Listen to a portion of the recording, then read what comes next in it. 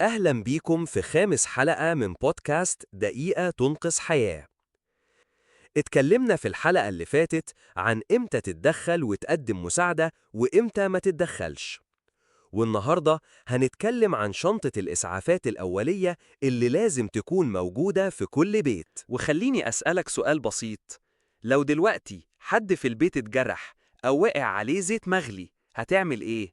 هتدور على قطن ولا بلاستر ولا مطهر؟ الطوارئ ما بتستأذنش، وعشان كده شنطة الإسعافات الأولية في البيت مش رفاهية، دي أمان.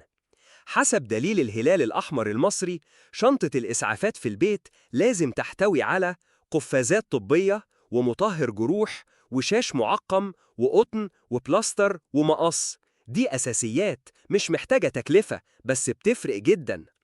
طيب نحط شنطة الإسعافات الأولية دي فين؟ هنحطها في مكان سهل الوصول ليه ومعروف لكل أفراد البيت وبعيد عن الأطفال الصغيرين، لأن الأدوات لو موجودة بس مش معروف مكانها كأنها مش موجودة.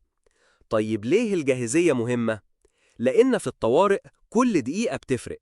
الدقيقة اللي بتضيع وانت بتدور على مطهر ممكن تزود النزيف أو تخلي الإصابة أسوأ.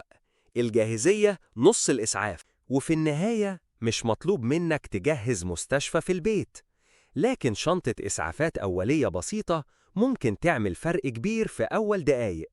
بعد الحلقة دي خد 5 دقايق وبص في بيتك، هل عندك شنطة إسعافات أولية؟